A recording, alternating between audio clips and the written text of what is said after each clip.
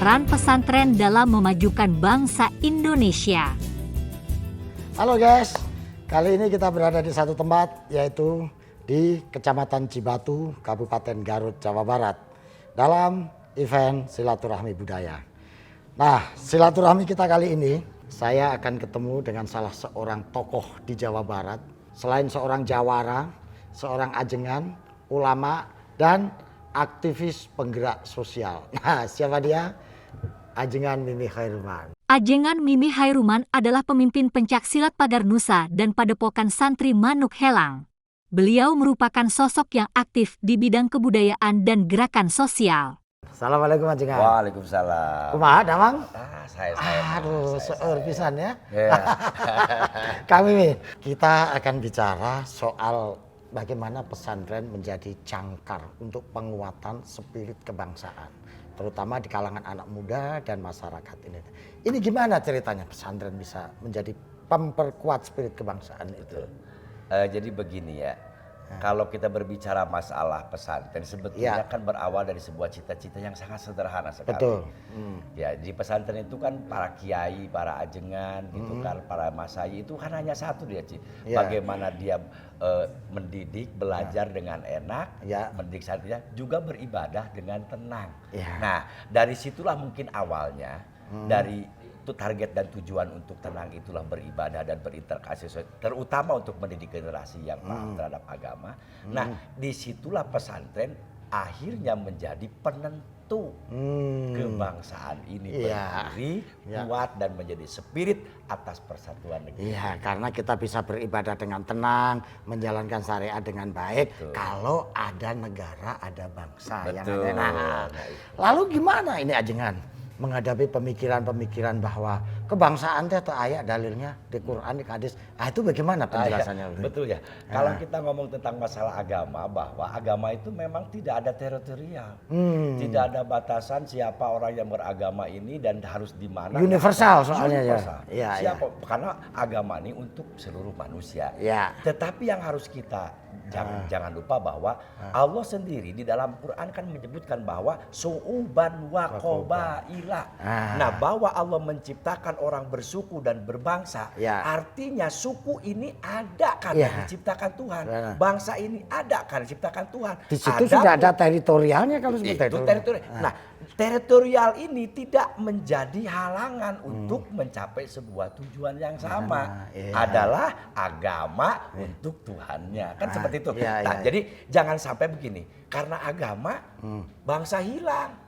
Karena agama negara hilang. Lalu bagaimana? Orang tujuannya kita mau tenang. Tenang dalam beragama itu adalah kalau seandainya agama dijaga oleh sebuah teritori negara. Jadi ini ya logika fikihnya. Nah itu mungkin Mas mungkin ya.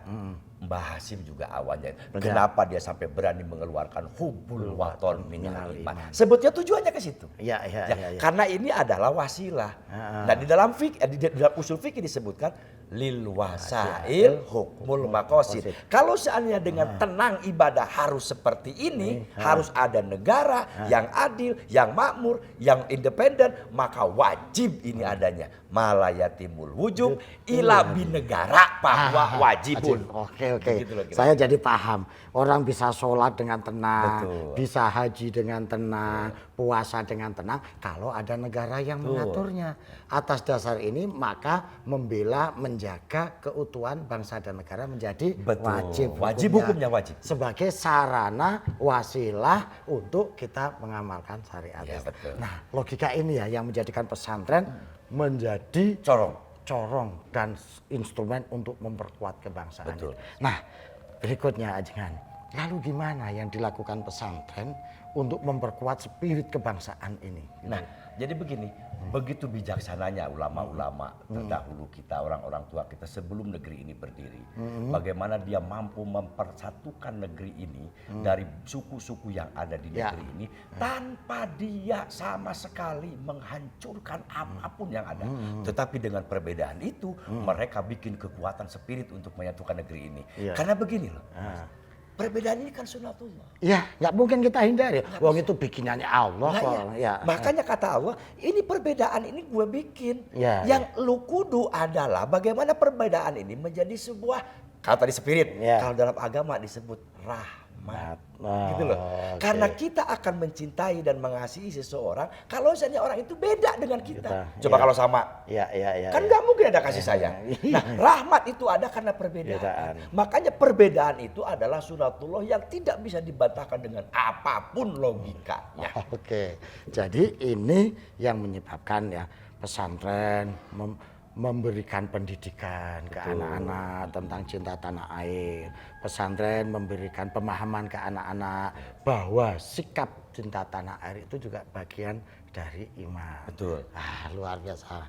Jadi gini guys, ini jelas apa yang disampaikan oleh Ajengan Mimi, bahwa kita sebagai bangsa sudah selayaknya mempertahankan negeri ini.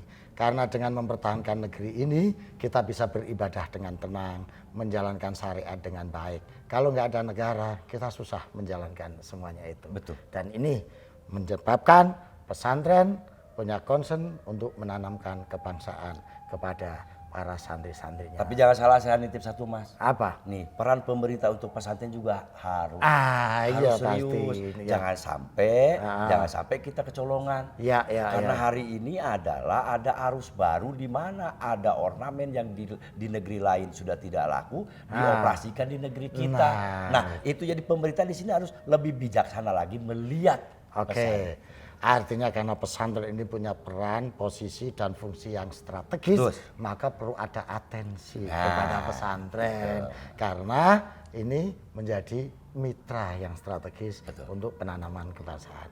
Oke guys, saya kira ini yang menjadi titik penting bagi kita untuk bagaimana menyadari bahwa pesantren menjadi pilar untuk penanaman kebangsaan. Mudah-mudahan ini teman-teman dari Gen Z bisa mengambil apa yang kita sampaikan pada kesempatan kali ini, bisa menjadi inspirasi untuk mengembangkan seni, tradisi, dan budaya yang kita miliki. Terima kasih. Alzastro atau lengkapnya Dr. Ngatawi Alzastro, S.Ag, M.Si adalah seorang sosiolog, budayawan, dan tokoh agama di Indonesia. Alzastro aktif beraktivitas sebagai akademisi dan berkesenian, serta selalu keliling Indonesia menyapa berbagai kalangan masyarakat sebagai upaya untuk terus merajut keberagaman bagi Indonesia Raya.